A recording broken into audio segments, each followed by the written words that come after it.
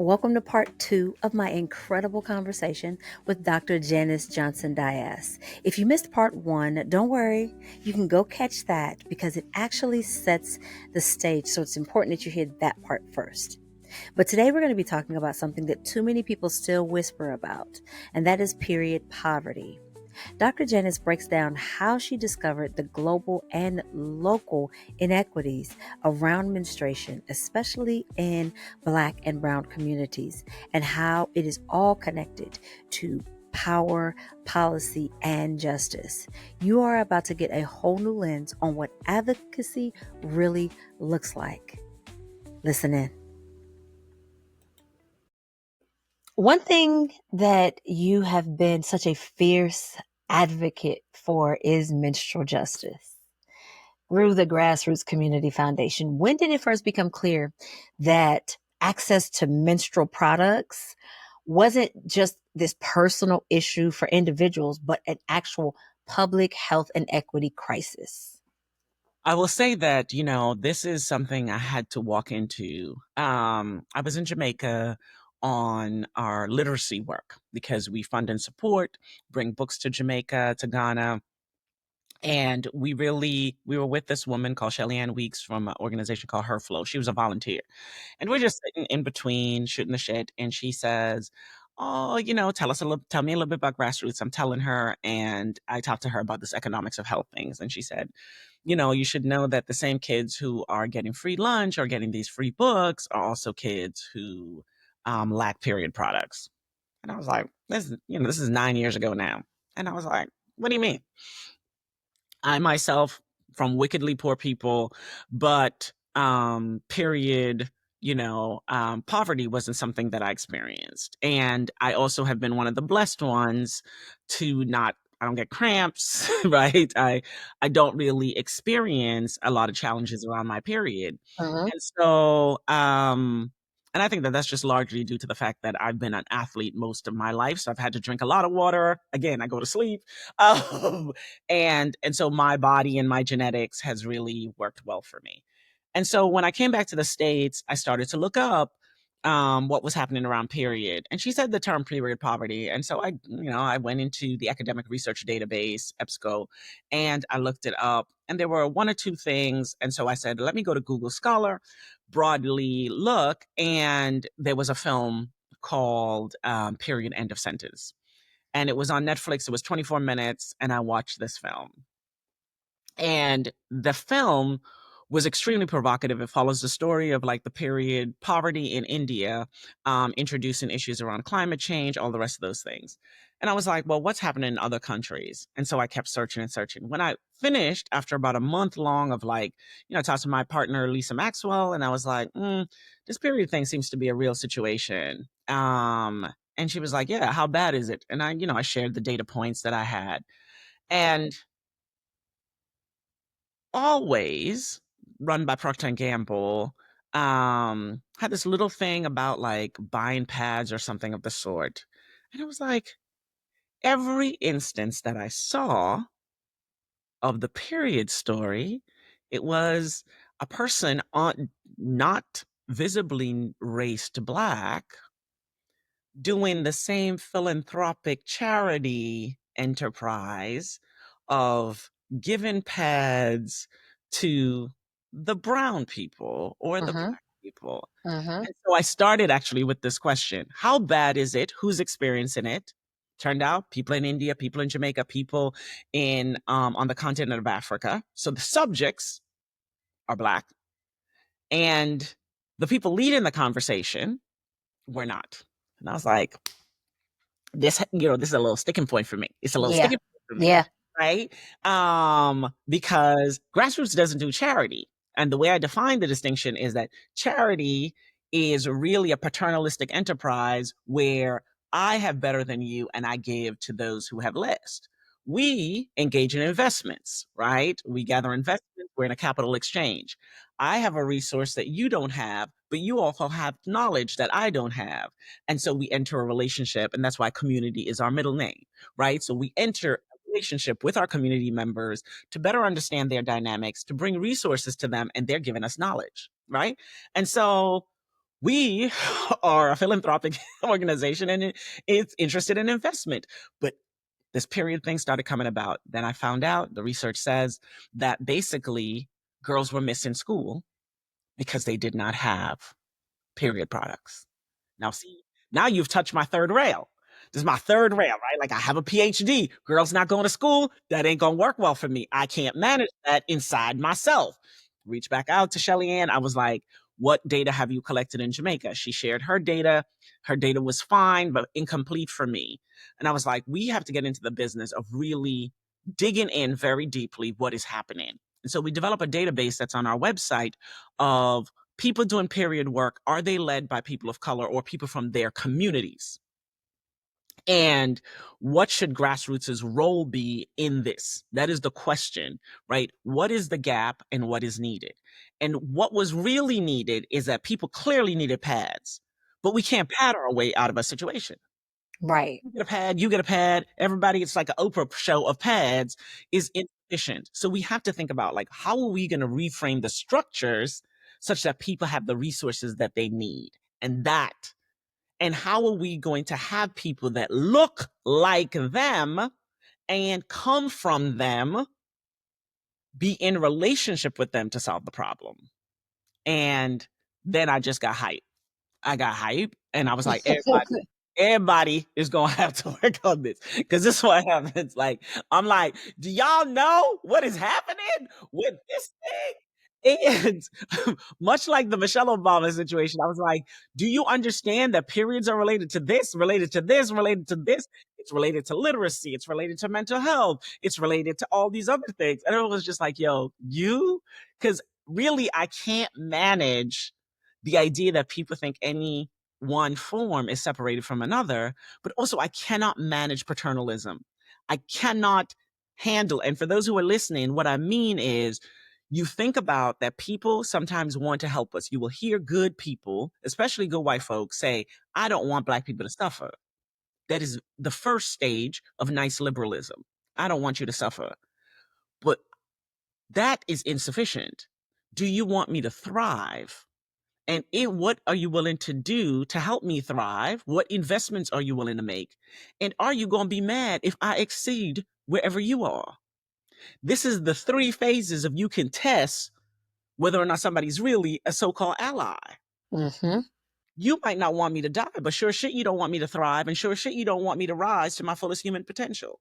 And so for me, the period narrative is that we're willing to give, poor kids pads, but are we willing to reorganize the structures so that there's everywhere there's toilet paper, there's period products? Are we willing to reimagine that as long as you have a uterus, you can have a period? Are we willing to change our science curriculum? Are we willing to do that? So I've been really hyped about that, so that we formed a council of 5 countries. We form a Men for Menstrual Equity because we know men don't have no uterus, and yet they have so much to say about periods and all other things. And so this is how I entered, just from, again, if I'm sitting up talking to people, I was like, well, that is a problem. It is. And so I come back and I was like, well, what's the science on this? What is the science on right? That's how people tell me stuff. And I'm like, really? Let me go find out. Because let me find out what the hell this is. This is how Okay. it operates. So for those who might be like, okay, all right, we understand that some people need pads. Can you really break it down in its lamest terms for our listeners what menstrual equity really Is a truly means? Okay. Yes. So I'm gonna do several things. Listeners, thank you for that guidance. So on the globe, right, there are 500 million people who menstruate daily. And those persons we mostly refer to as girls and women. In and across the globe, 2 out of 3 girls will miss school because they don't have menstrual products to manage their period. For every year a girl goes to school, her chances of economic growth increases by 12%. So if she's missing school, right, then her economic chances are depressed. Moreover, If we want a healthy society, all the science tells us that we must invest in girls because girls give back 90% of their earnings to their community, boys give back 40%. And a healthy mother, right, and an educated mother is the surest way to have a healthy child and a healthy community. In the United States, right, we have a lower percentage of people who will miss school because of their periods. And that's just the documented science. So we have roughly 1 in 3 in the United States. Now, these girls in the United States are the same people as they are globally, right? They're largely Black and brown, they're largely from vulnerable population. Menstrual equity is about the effort to achieve right freedom such that we can have enough resources so that no girl has to choose between her period and her education. The conversation that I've had so far is just about the pads. But as you know, a period comes with not just the products, but also if you have pain, the painkillers, the panties, the cleaning supplies, and the space. And there's no good research right now that has accounted for how much that is. But the research that we have say that roughly you will spend somewhere between $9,000 to $18,000 right, over your lifetime to manage a period if you have a regular period. But as we know, there's growing rates of endometriosis, right? There's growing rates of PCOS that you all might see where girls have hair on their bodies, etc. We also know that the period story connects us to the perimenopausal story, to the menopausal story. So the period is the first indication of your like so-called reproductive health, right? And the hormones that come or don't come or get rearranged, all of those things are connected.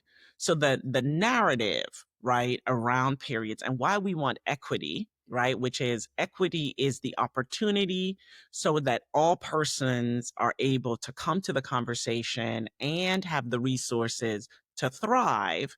The reason we want to achieve that is that then we have a chance at being able to have this kind of gender equity that we need.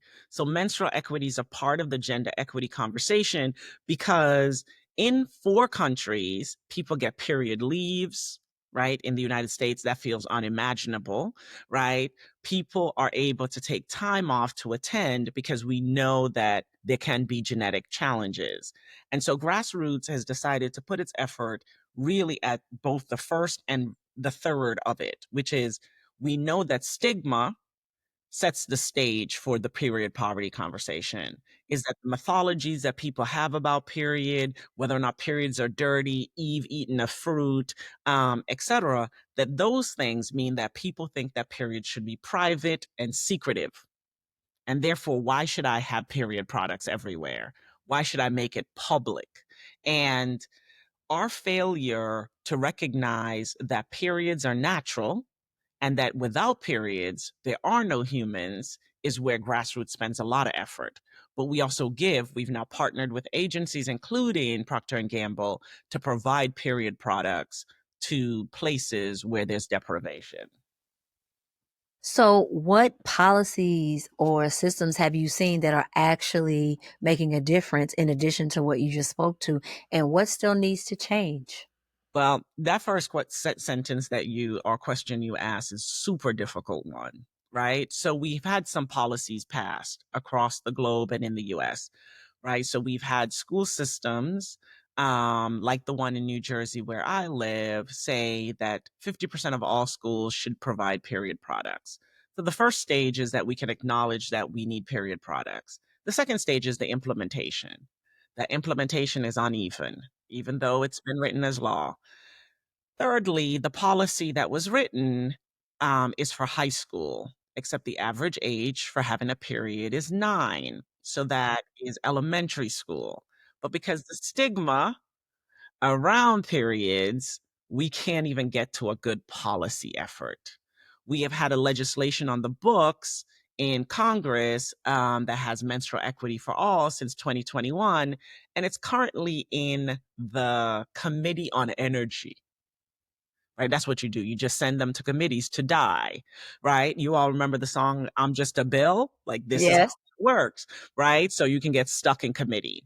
So states have taken up some efforts, and there's a wonderful legislative update that you can get from this organization called the Period Movement about what's happened. In the state of Philadelphia, we have a woman named Lynette who has an organization called No More Secrets, where she has been building period pantries, and she's gotten the support from the state legislator and others. And you see period pantries built up. For me, period pantries are a really nice emergency care, but they're not a problem solver. What still needs to happen is what happens with toilet paper. Very simply, if you go to McDonald's, if you go to the bank, if you go to your workplace and they have a bathroom, they provide toilet paper. Why? Because we defecate and we urinate, and they have Yes. budgets, and it's always in there. Like, oh, we need, and if you go to any of these places and they don't have it, you don't even feel any type of way being like, excuse me, there's no toilet paper in the bathroom. It's a nothing. Yeah. Yeah. So what we are advocating for is wherever there is toilet paper, there should be menstrual products. So if you're trans, if you're a woman, you're a man, if you're 9, if you're 47, if you're 53 like me and still have a period, you can just have the product. We don't have to do no nothing. We don't have to fight nobody, Mm-hmm. etc. At the educational level, we currently split the education on boys don't need to know about periods and girls do. Now that feels extra dumb to me. And why is because we want to be a country of the future, and we Yes. want science to lead the way. And periods are not a girl's issue or a woman's issue. They are scientific reality, right? Is that if you're generally healthy and have a uterus, you will menstruate, and that menstruation makes room for life. We're all here because somebody missed a period. And Yes. so in your science class, you should at least have a thing on the reproductive system and on the uterus. The conversations about what periods mean, how they're attended to, the kindness that they bring can happen in your health class, can happen in your family. I think that those are great places, but the science of periods should be in your curriculum, and it should be in everybody's science curriculum. And so those are the two big areas that I strongly believe that we can quickly attend to. We can have wherever there's toilet paper, their period products, and we can teach the science of periods. Agreed. 'Cause like you said, listen, we all here because somebody missed a period. I'm just Look, saying. and some of us have prayed, Lord, the 90s. I prayed for mine. I was like, You girl, know what? I'm not going there. I'm why not did you? Why did you? I was like, God, just this one time, if you just make it happen this one time, I'm gonna be good. Right? I am not going there. But right? Pray. You you co-lead the end period poverty movement with a focus on the youth. What's been the most powerful thing that you have witnessed when young people are given the tools to lead work like this? Oh no, baby, that's the best. Because like I love the kids. I love the kids. I mean, I also have selection bias. I only get the best kids, really, quite frankly. Um, it's funny for me. The best part is what happens when young people are given agency to Mm-hmm. take something on as their own, right? So, Yes. young girl that leads a youth ambassador here, for her, she understands stigma, right? She was very, very small when she was young, and she's dark skinned. And she understands that both these things, her size and her skin color, she could not change. So when she learned about period poverty and period stigma, she knew like you can't change the fact that you get a period because Lord knows, right?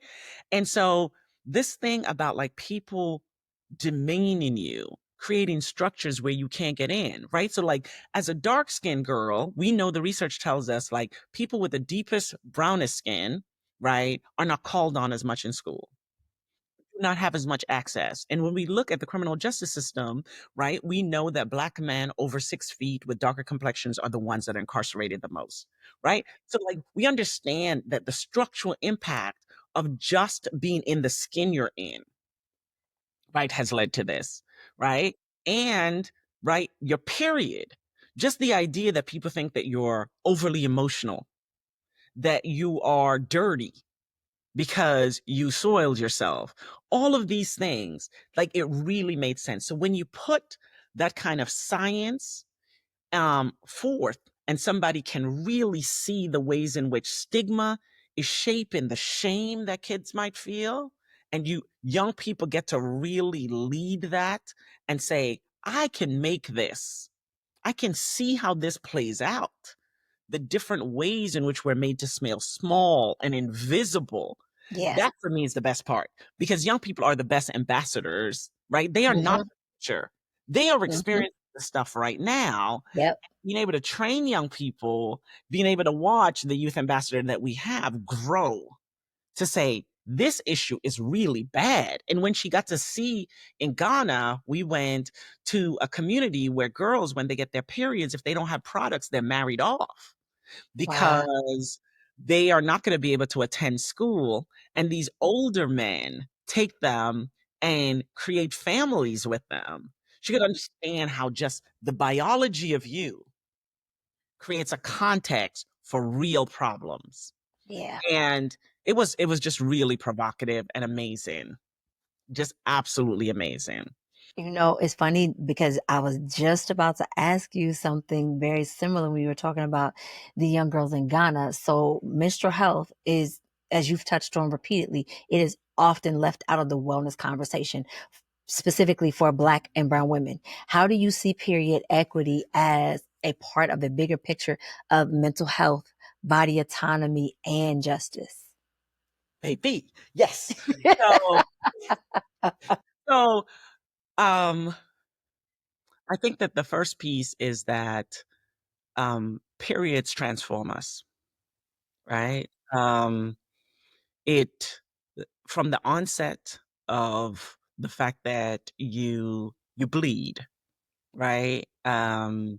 Is that the moment of that first blood is that you are different, right? And so if you're a young person who's 9, um, and your period comes, there is a different way in which you feel, but also a different way in which you're perceived. Yes. And um, and that has a toll. And the heaviness of that toll is if you're uninformed, it can take some really difficult shape, right? You now have to begin a management structure, a calendaring of when your body is going to do it again and how many days it's going to do it. Your hormones are changing, and so you are shifting in those 7 days and in the 28-day cycle of when you feel good and when you don't. The actual physical structure of you, right, changes. Your breasts are changing, your body shape will change. And so that has a mental health component that people don't often talk about, and young girls are experiencing it in the context of multi-gender spaces. And so this piece about period is not light, right? It is that this is a part of the reality, just like we will grow hair and we will get taller or something happens. But often, because we're so ashamed of it, we don't prepare our young people for it. And then they're harmed. And then they don't know what to do. And especially if we compound that they feel pain, Yes. then that pain is crippling because they're expected to have the pain, right? Much like, and this is the place where for me, intersectional research is really necessary. Like, you're a Black girl, you're a brown girl, and you're expected to be silent and smile in pain. The performance of self starts, right? Like you see this starting as early as 9. I shouldn't tell anybody I'm bleeding. I shouldn't tell anybody I'm in pain. I should be silent and mute about what's happening to me. And so the divorcing of myself begins, right? So for me, the mental health component is really important.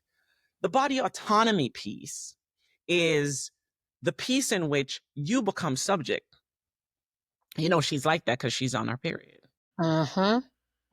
right? And the ways in which you get to feel in your body or control in your body becomes a public conversation. I think pregnant women experience this all the time when people want to roll up on them and touch them. Mm-hmm. Right? And you, especially if you have an older woman in your house, right? And you have mixed gendered household, this thing that you might want to keep private can sometimes be made very, very public. And if you have an accident in a room, especially in a classroom, your privacy is invaded immediately. And so these are some of the things that people don't think about. For me, periods also introduce a thing that is a major thing that we see in the conversation. And even though you didn't ask, I just want to alert us to like Black maternal health. Mm. Your period is the first indication of whether or not how you experience that period sets the stage for whether or not you might have a difficult childbirth and how menopause might reach you, right? And we have a Black maternal health crisis. And I promise you, if you investigate, a significant number of these people probably had really challenging periods, really painful periods.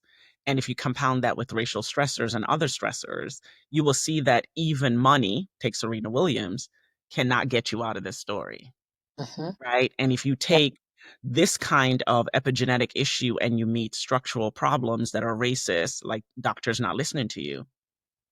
So the period, one of the things that I both enjoy and struggle with is that the period story is a thread. Is that if you track people's period, any woman's period, you can almost immediately see what has been happening with the way she deals with things in life, right? Whether or not she's like, oh, this is going to come, whether or not her body's hurting, how she thinks about stuff, how she might hold her body, when she might do certain things, how she engages, is that the period it is really, it's a funny word because in America, it means the end of sentence, but really it is the beginning of a new adventure in discovery. And I want people to recognize that the period shapes, organizes, produces, creates a whole condition for how we live and how we interact with each other, and that it actually is more than a grammatical notation. I would think that, when you start talking about maternal health, that it is more systemic than just the harsh periods, because at the end of the day, black and brown women are typically less likely to be believed about their symptoms, about their pain. So like you stated, if you can track the periods, you're going to see if you've had harder periods, you have harder pregnancies. And that is because of that systemic belief that we don't feel pain like other people do, and that we're just making up stuff, and we're just saying that this hurts, and that we can sustain more pain and more discomfort than other people, instead of having that looked at and addressed in a way that will prevent future issues. Like, Yeah. I couldn't agree with you more. I Yeah, could not agree with you the more. period, it sets the stage, right? Like in your house, Mm-hmm. you might be asked to perform. I think we forget in public health, we say it's the allostatic load. We forget that the racism that young girls experience early stays in their bodies. Yes. So by the time I get to a racist structure where the doctor's not listening to me, right? Like I've carried since 9 all of that.